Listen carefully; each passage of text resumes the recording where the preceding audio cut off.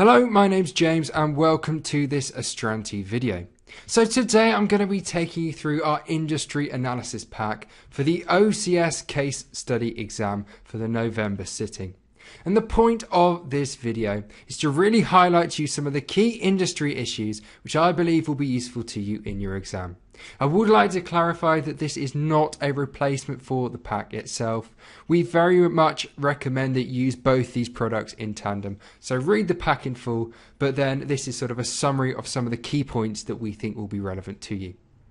So of course in this sitting we are dealing with our Keltland based low cost gym brand GymFit. So to begin with, let's remind you of your responsibilities, i.e. the position you're going to be taking for this exam within GymFit. So as you can see on the screen at the moment, your main role as a finance officer for GymFit is to support Stephen Potter, the company's finance manager, and your tasks are going to include the production of the annual budget, producing monthly management accounts, providing management information as required, and you're also going to assist with other things such as the preparation of financial statements and any queries that arise as a result of the company's financial reporting. So that's your role within the company. Now, the first thing I would like to do in terms of content of this video is take a look at the history of the industry and how that shaped the market that GymFit is employed in today. So gyms or gymnasiums have a long history, and this dates back more than 3,000 years to ancient Persia. Now, I'm not going to attempt to pronounce the word in ancient Persia for gyms, but essentially what it meant is house of strength. And what these establishments, these male-only establishments, were used for was to hone the user's physical capabilities. And this was all to do with training warriors, training them for battle, so increasing strength and that sort of thing. Gyms had a similar place in ancient Greek culture. They were male-only facilities, and once again they were there for the physical development, to train warriors, to train martial skills. Interestingly, however, in ancient Greece, gyms weren't just sites where people went to train themselves physically, and they also were prominent centres where people went in terms of education, so to learn, and also in terms of physical wellness. So after the ancient Greeks, we see the idea of gyms decline a little bit. Now, some have suggested this was linked to a rise in Christianity and the negative views that this religion has in terms of the human body and this being sinful. But it also could be linked to the fact that some of the upper classes at the time favoured a life of leisure without physical exertion, whereas for the lower classes, the act of survival on its own was, as I'm sure you can imagine, sufficient exercise in itself. So there was no place for gyms, and we see these decline slightly in this period. Now, gyms were on the back burner, as we've seen, all the way through until the 19th century. And it's here in the 19th century that we see a growing interest in health and fitness among some of the upper and middle classes in society. So in Germany, we have what is known as the Turnplatz being developed.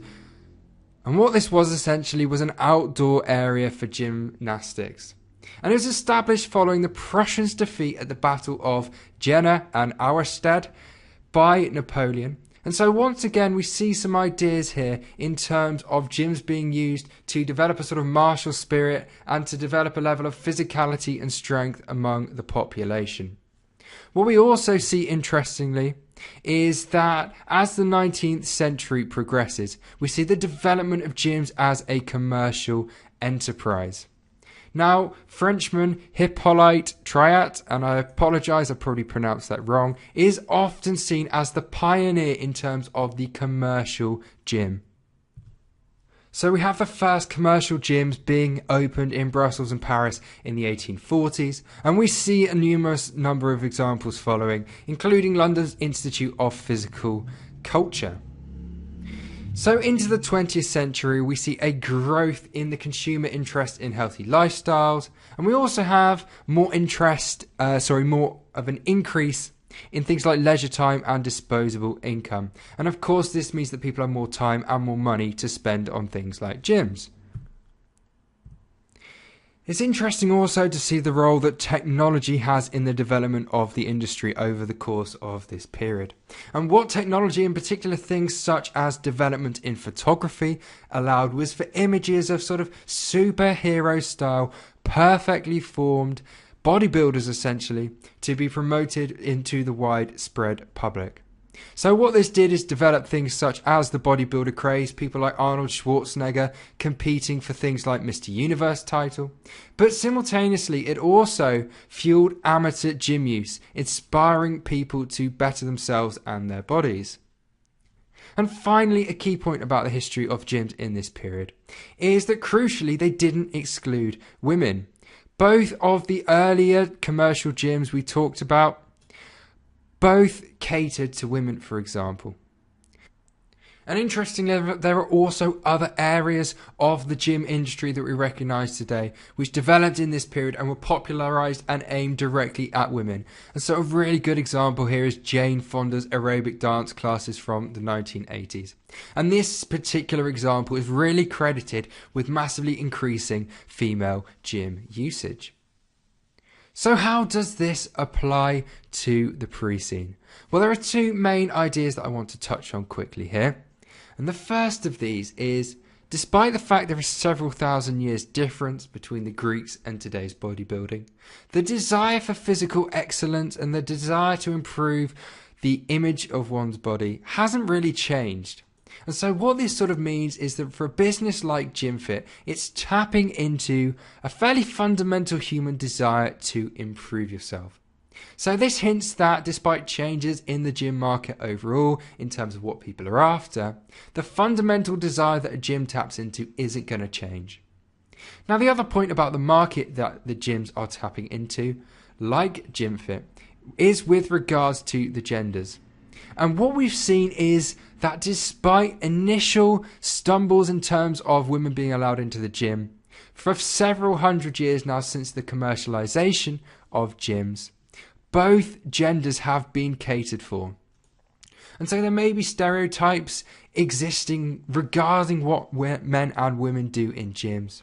But it's clear that GymFit's business on the whole appeals strongly to both genders, and there are massive markets for it to exploit in terms of both genders. My next example concerns Gym virtual cardio tours. Now, for some of you, one of the things that might put you off the gym is the fact that running on a treadmill for even a time period of like 10 minutes is kind of dull. It's not the most interesting thing to do. Now, BitGym is attempting to harness technology, virtual reality to address this with its Virtual Cardio Tours app. Now, what this app does, as its name suggests, is that it provides users with virtual trails or virtual workouts to be undertaken at the same time as you're using a piece of equipment in the gym. So, for instance, you can be using a bike in the gym, and instead of looking at the wall in front of you, you're looking at a trail through the Swiss Alps or a walk through the centre of Venice, for instance. Now, this is a really interesting example of what we were talking about earlier in terms of the importance of technology, the growing importance of technology, and how this is increasingly becoming incorporated in people's workouts. Like we mentioned earlier, we don't know the extent to which GymFit actually uses technology as part of its workouts. We know that it is an innovative company, but the development of apps such as this by BitGym shows how popular this is becoming among consumers and shows how important it is that GymFit adheres to these trends and looks to exploit them. We're taking a slightly less jolly, less exciting example for our penultimate example. And this concerns a 2017 report by the British Heart Foundation that claimed that, kind of shockingly actually, 20 million adults in the UK were considered inactive. Now, to be considered inactive, you have to have undertaken less than 150 minutes of moderately intense physical activity a week. Now, the reason that I'm bringing this example to your attention is that it sort of highlights an idea of health and a growing awareness among consumers of their health that I haven't really touched upon in this video, but which forms a big part of the industry pack. And the reason that I'm looking to develop on this point in particular is that the idea of government initiatives to combat things such as inactivity form quite a prominent part of one of the newspaper articles in the pre-scene. So we have in Celtland what is called the Get Up and Go scheme, which is a government scheme to tackle the issue of inactivity in Celtland, where it just so happens that 20 million people are also considered inactive. So we have similar inactivity statistics as in the UK. And part of the scheme is to encourage private companies like GymFit to target members from this essentially inactive part of the population. And so what this does for GymFit is, firstly, it gives them an opportunity to target a new segment, a new market in the population.